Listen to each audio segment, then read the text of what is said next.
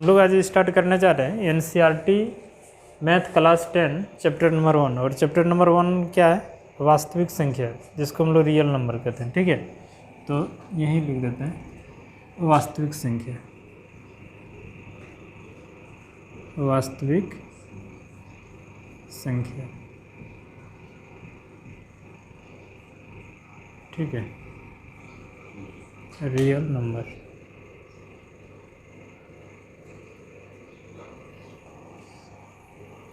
वास्तविक संख्या समझने के पहले हम लोगों को बहुत सा संख्या के बारे में जो बेसिक है उसको समझ लेते हैं थोड़ा सा। ठीक है, जो पीछे क्लास में आप पढ़े होंगे, थोड़ा सा ध्यान दीजिएगा एकदम बेसिक से, ताकि कहीं से भी ऑब्जेक्टिव अगर क्वेश्चन पूछ दिया जाए।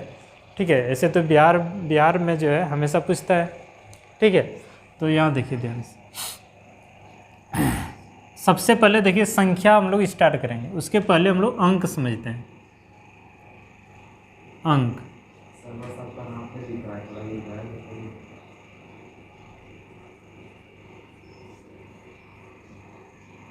ठीक है, अंक डिजिट।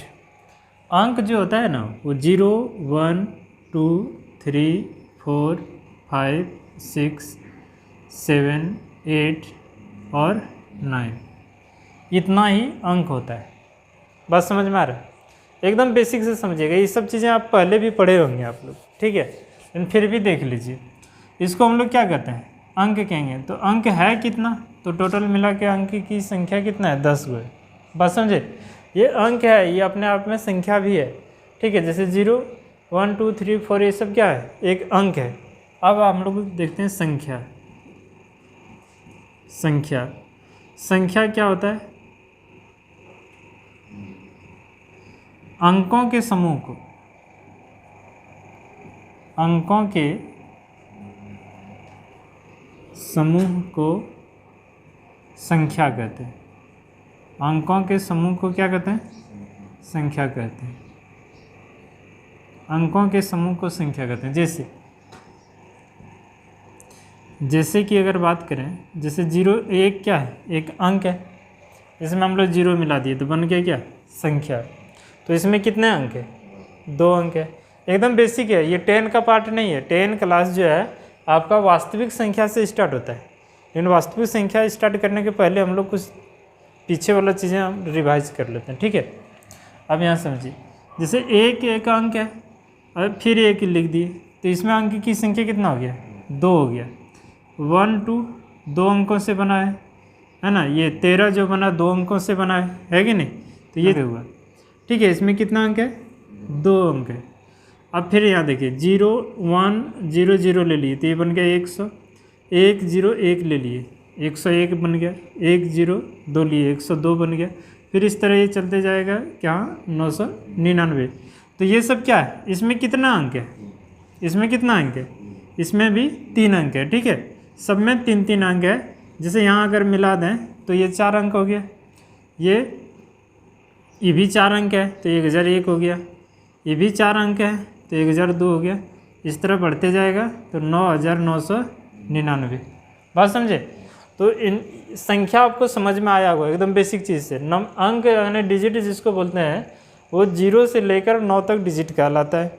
इसको हम संख्या भी बोलते हैं। ठीक है, ये नहीं कि डिजिट है तो संख्या नहीं बोलेंगे, ऐसा नहीं है। तो इसमें एक अंक है। ठीक है, अब यहाँ समझिएगा, इसमें 2 अंक है 10 बना, इसमें 2 अंक है 10 बना, 2 अंक है तो 99 बना।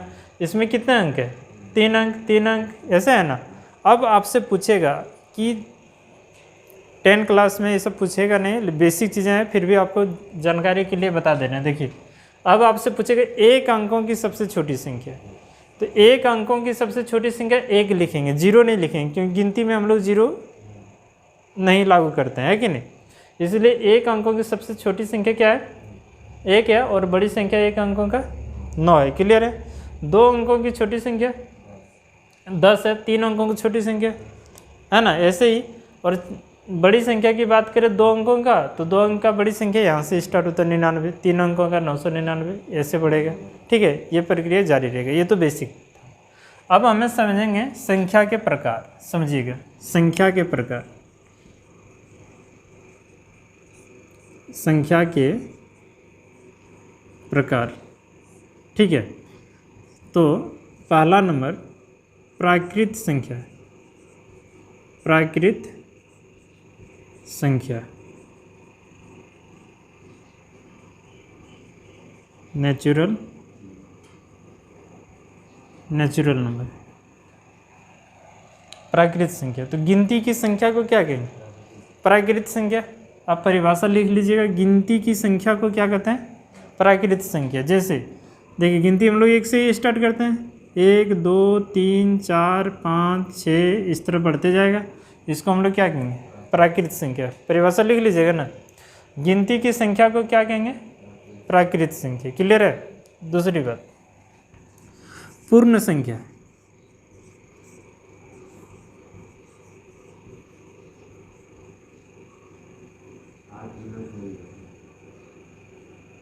पूर्ण संख्या समझिएगा। पूर्ण संख्या, प्राकृत संख्या के समूह में अगर शून्य को शामिल कर दिया जाए, प्राकृत संख्या के समूह में यदि शून्य को शामिल कर दिया जाए तो उस संख्या को हम लोग क्या कहेंगे?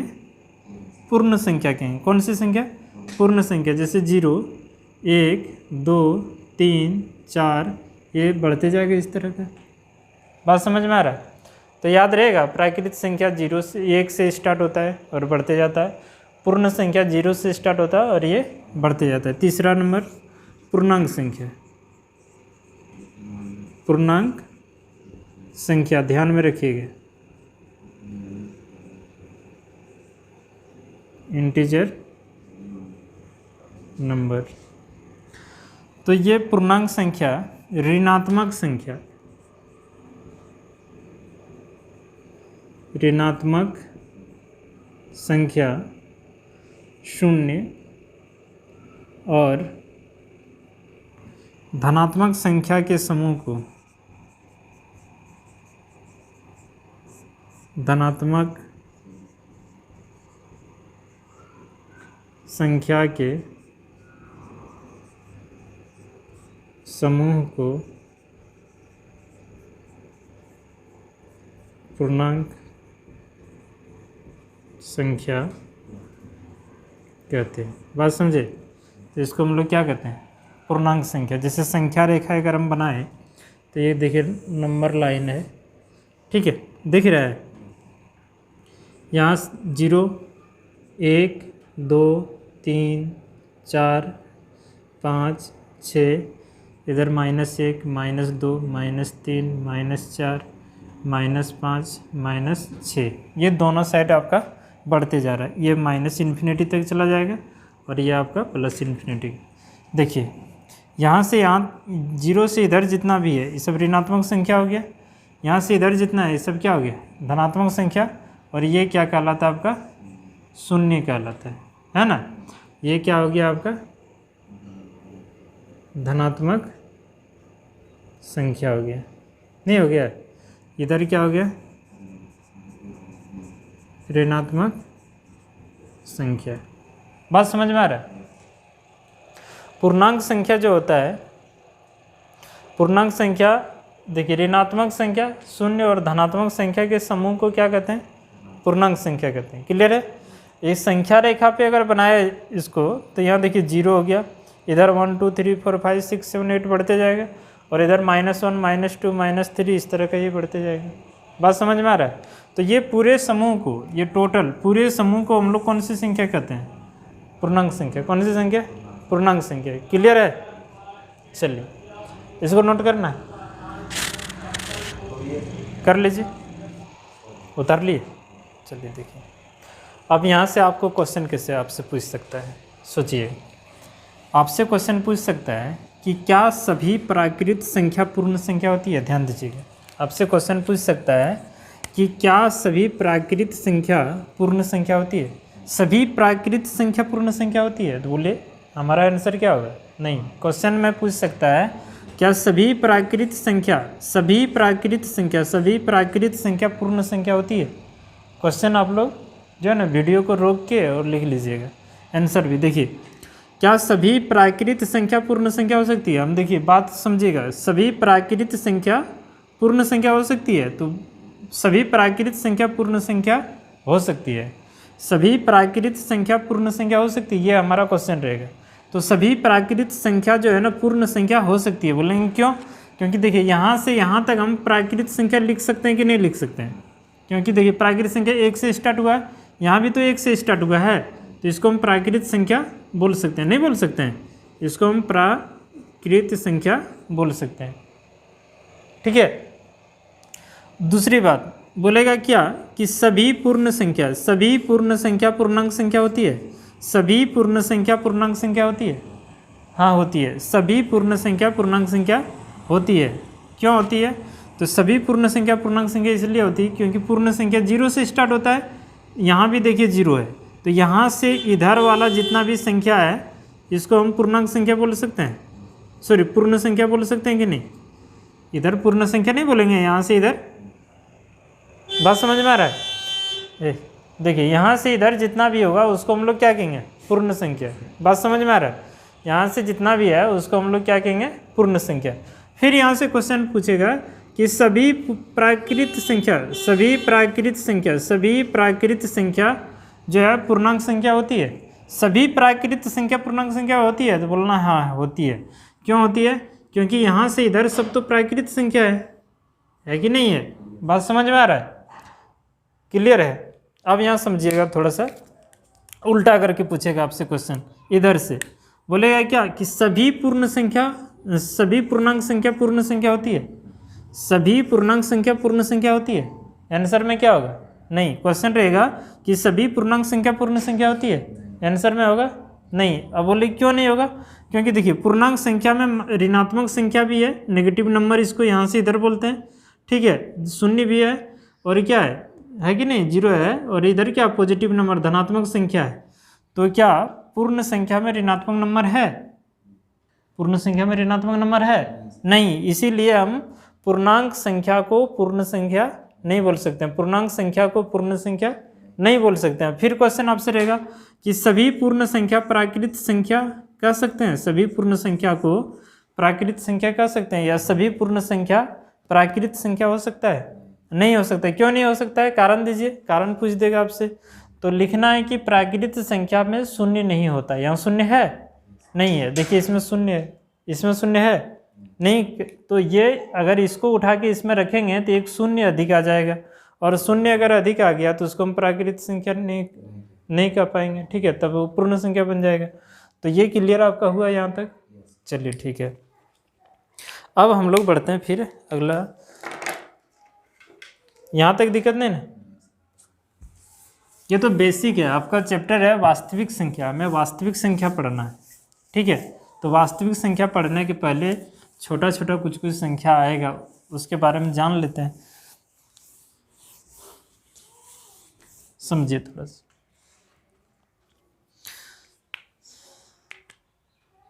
सम संख्या, विषम संख्या, ये सब तो आता होगा, है ना? फिर भी जान लीजिए। जितना भी नंबर था संख्या का, आप देख लीजिए कॉपी में, शायद 4 नंबर है ना। सम संख्या,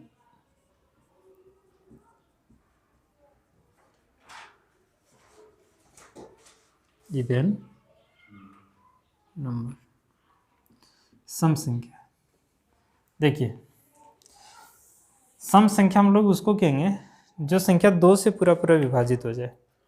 जो संख्या 2 से पूरा पूरा विभाजित हो जाए, या नहीं तो हम दूसरी बार परिभाषा इसको दे सकते हैं ऐसे कि जो संख्या, या फिर जिस संख्या के अंत में 0 है ना, 2, 4, 6 या 8 हो। 2, 4, 6 या 8। 0 भी अगर किसी संख्या के अंत में है तो वो 2 से पूरा पूरा विभाजित होगा, सम संख्या कहलाएगा। या लास्ट में 2 होना चाहिए। अंतिम में किसी भी संख्या के अंतिम में अगर ये सभी संख्याएं अगर हुआ तो समझेंगे वो सम संख्या है। हाँ, दे रहे हैं आपको, हर चीज़ क्लियर करा देंगे। देखिए ध्यान से, जैसे अब 12 क्या है या 10 लिखें तो क्या है? सम संख्या है। बोलेंगे क्यों? क्योंकि लास्ट में क्या है? 0। हम कुछ भी लिख दें, इतना बड़ा लिख दिए, हमें पूरा संख्या से कोई लेना देना नहीं है। अंतिम में क्या है? 0। तो 0 है तो सम संख्या। आप 2 से भाग दीजिएगा, पूरा पूरा भाग लग जाएगा। अब बहुत बड़ा अगर संख्या दे दिया जाए, देखिए इतना बड़ा संख्या अगर आपको दे दिया जाए तो इसको क्या बैठ के भाग देते रहेंगे?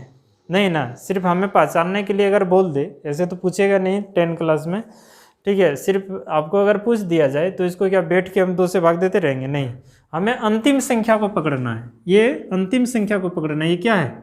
0 है, तो 0 है तो सम संख्या होगा, तो सीधा लिखना यह जो है सम संख्या है। बात समझ में आ रहा है? कुछ भी रहे 3 7 8 9 4 2, तो आप पूरी संख्या को हमें देखने की जरूरत नहीं है, अंतिम वाला संख्या देखना है, क्या है? 2 है, तो सीधा लिखना क्या है? सम संख्या है। बात समझ में आ रहा है? अंतिम संख्या यदि अंतिम संख्या 0 2 4 6 या नहीं तो क्या हो 8 हो, तो उसको हम सीधा सीधे लिखना है क्या कि सम संख्या ये है। अगर ऐसा नहीं हुआ तो सम संख्या वो नहीं है। अगर इसके अलावे अगर कोई और संख्या आपको किसी संख्या के अंतिम में मिले तो लिखना यह सम संख्या नहीं है। बात समझ में आ रहा है?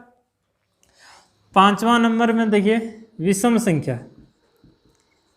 विषम संख्या,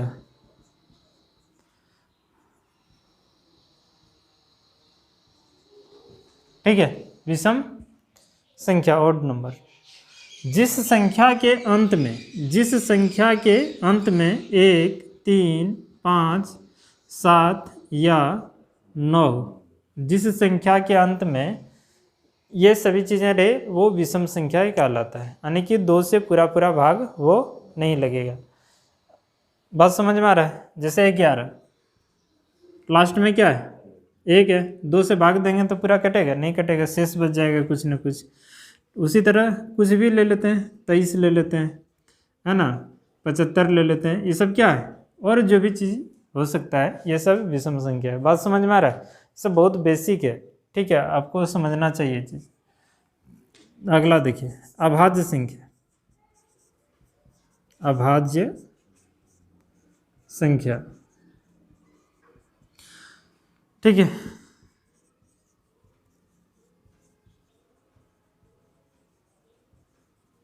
अभाज्य संख्या प्राइम नंबर, ठीक है। अब इसका दूसरा नाम भी है जिसको हम बोलते हैं रूढ़ संख्या। कौन संख्या? रूढ़ संख्या। रूढ़ संख्या, ध्यान से समझिएगा, बहुत मिस्टेक होता है। ये आपके आने वाला चैप्टर प्रायिकता वगैरह में कहीं एक जगह यूज होगा, है ना। देखिए अभाज्य संख्या प्राइम नंबर, इसी को हम लोग बोलते हैं दूसरा रूढ़ संख्या। बात समझ में आ रहा है? देखिए वैसी संख्या जो एक और स्वयं से विभाजित हो, ठीक है। परिभाषा हम लोग बचपन से ही रटते आ रहे हैं कि वैसी संख्या जो एक और स्वयं से विभाजित हो, ये तो ये परिभाषा है। तब जो है ना वैसी संख्या जो एक और स्वयं से विभाजित हो, इस पे गौर कीजिए, एक और स्वयं से विभाजित हो, उसे अभाज्य संख्या या नहीं तो रूढ़ संख्या कहते हैं। बात समझिएगा थोड़ा सा। तब तो अब जैसे इस परिभाषा से, जैसे मैं 1 2 3 5 है कि नहीं, 2 भी भाग लग रहा है 1 और 2 से, है ना। पहले लिख लेते हैं फिर समझाते हैं। इस तरह का रहेगा, ठीक है। 11 13 इस तरह, बात ध्यान दीजिए, इत्यादि बढ़ते रहेगा।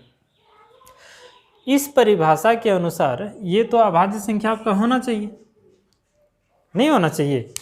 ये इस परिभाषा के अनुसार ये अभाज्य संख्या आपका 1 होना चाहिए। क्यों? कह रहा है क्या कि वैसी संख्या जो एक और स्वयं से विभाजित हो, तो ये तो 1 से भी विभाजित हो रहा है और स्वयं से भी विभाजित हो रहा है, नहीं हुआ। लेकिन ये अभाज्य संख्या आपका नहीं है।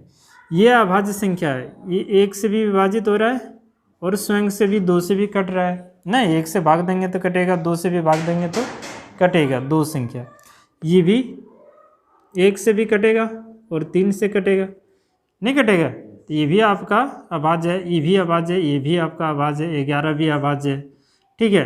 अब बोलेंगे 8 क्यों नहीं अभाज्य है? तो 8 देखिए 1 से कट रहा है, 2 से कट रहा है, 4 से कट रहा है और अपने आप से भी कट रहा है, तो इतना गुणनखंड हो गया इसका। ठीक है, आप इसका कुछ स्टैंडर्ड फॉर्म देखिए, अलग परिभाषा देखिए, वहाँ से आपको पता चलेगा कि एक जो है ना अभाज्य संख्या की श्रेणी में क्यों नहीं आता है। इस परिभाषा के अनुसार अगर हम देखें तो एक अभाज्य संख्या हम बोल सकते हैं ना कि एक से भी भाग लग रहा और स्वयं तो अपने आप है ही, और एक भी अपने आप में ही है। तो दूसरी परिभाषा क्या कहता है कि जिस संख्या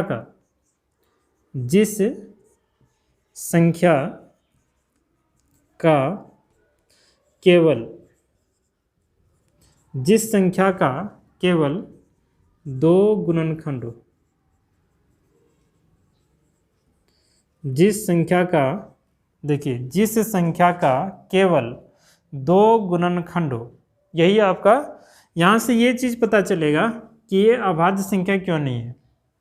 इस परिभाषा के अनुसार इसको हम अभाज्य संख्या बोल सकते हैं कि नहीं, लेकिन ऐसे अभाज्य संख्या एक है नहीं, एक अभाज्य संख्या 2 से स्टार्ट होता है।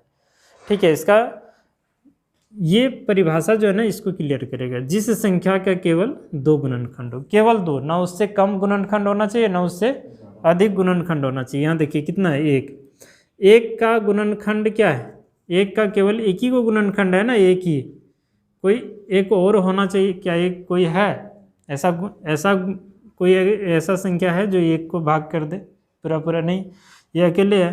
परिभाषा में क्या कह रहा है कि केवल 2 गुणनखंड हो, केवल 2 गुणनखंड हो, ये कह रहा है। तो 2 गुणनखंड एक का है नहीं है, इसीलिए अभाज्य संख्या की श्रेणी में नहीं आता है। एक अभाज्य संख्या आपका नहीं है। बात समझ में आ रहा है? एक अभाज्य संख्या क्यों नहीं है? अगर कोई आपसे पूछ दे कि एक अभाज्य संख्या क्यों नहीं है, तो क्या जवाब दीजिएगा? हाँ, तो आपको जवाब देना है कि एक अभाज्य संख्या इसलिए नहीं है क्योंकि एक का 2 गुणनखंड नहीं है, एक का केवल एक ही गुणनखंड है। और परिभाषा अभाज्य संख्या क्या हो, परिभाषा जो है ना अभाज्य संख्या का होता है जिस संख्या का केवल 2 गुणनखंड हो, केवल 2 गुणनखंड, ना उससे ज़्यादा हो और ना ही उससे कम हो, इसलिए अभाज्य संख्या ये नहीं है। बात समझ में आ रहा है? अभाज्य संख्या है क्या? एक अभाज्य संख्या नहीं है।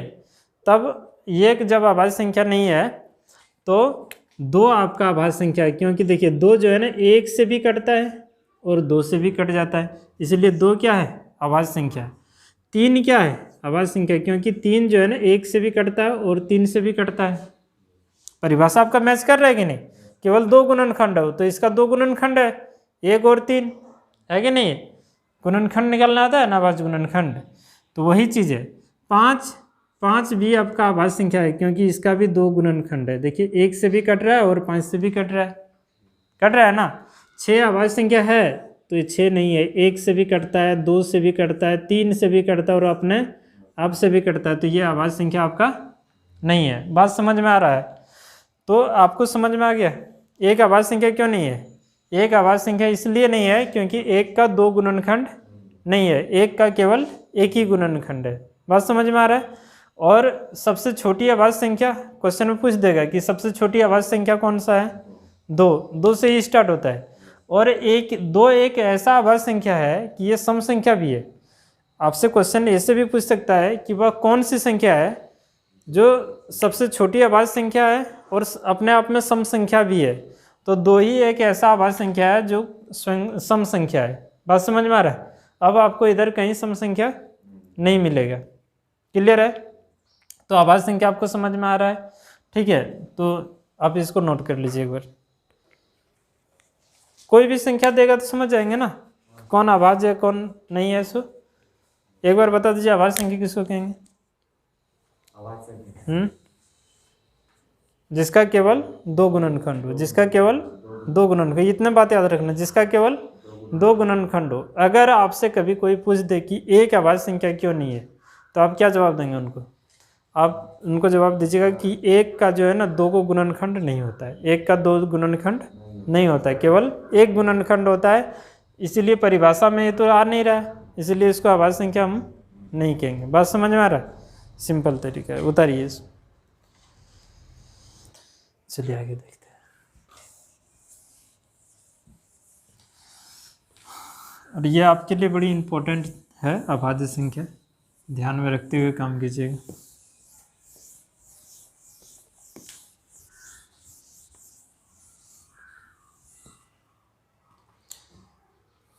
भाज्य संख्या समझ में आया? एक बार फिर देख लीजिए, जितना भी नंबर है अब देख लीजिए कितना नंबर का था। अभाज्य संख्या,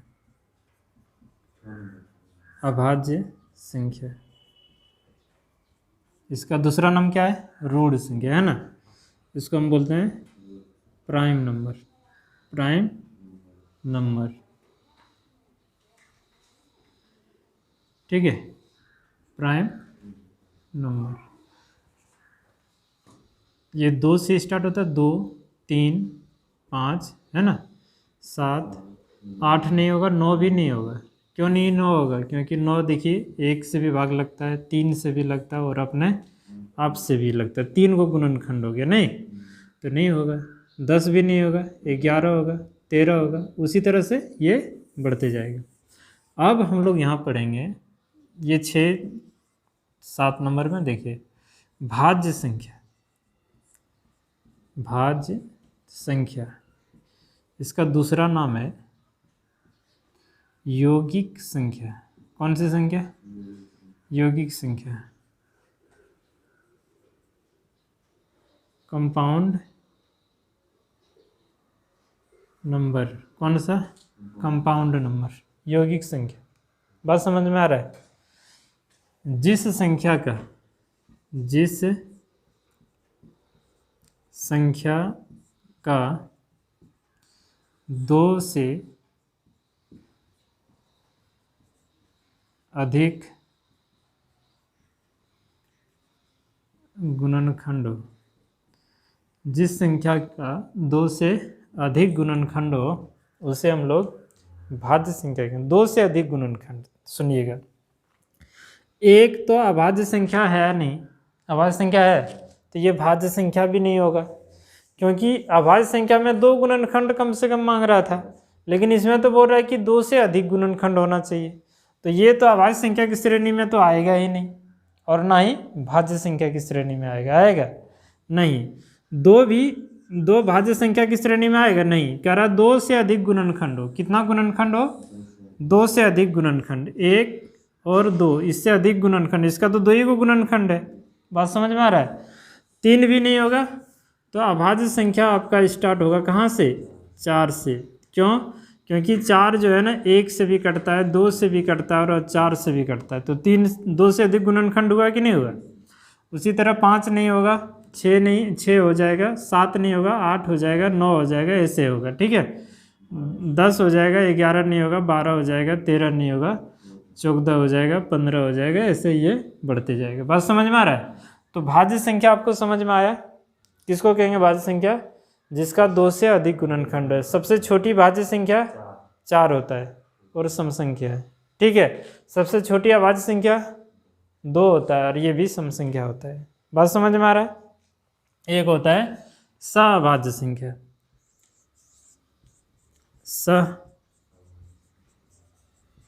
सअभाज्य संख्या,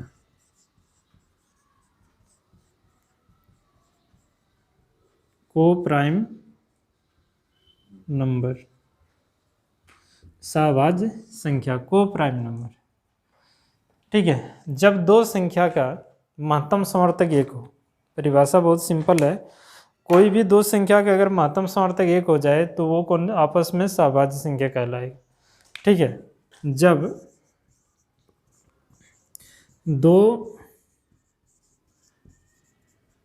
दो संख्याओं का महत्तम समापवर्तक शॉर्ट में लिख दिए HCF, है ना।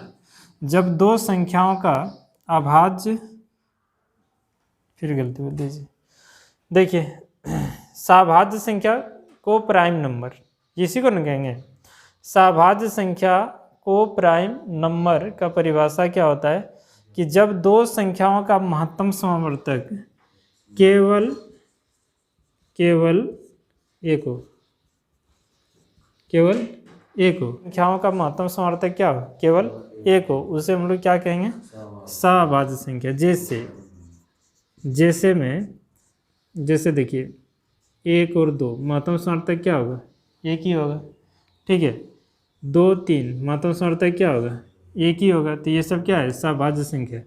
3 4 महत्तम समार्थक क्या होगा, 1 होगा, तो इसको बोलेंगे सभाज्य संख्या। ठीक है, तो आज जो है ना आप इतना ही रखिए, नेक्स्ट क्लास में इसके बारे में फिर से थोड़ा सा चर्चा करेंगे और अपना मुख्य मेन चैप्टर पे आते हैं। ठीक है, ये तो आपका बेसिक था, आज हम लोग इतना ही रखते हैं। ठीक है।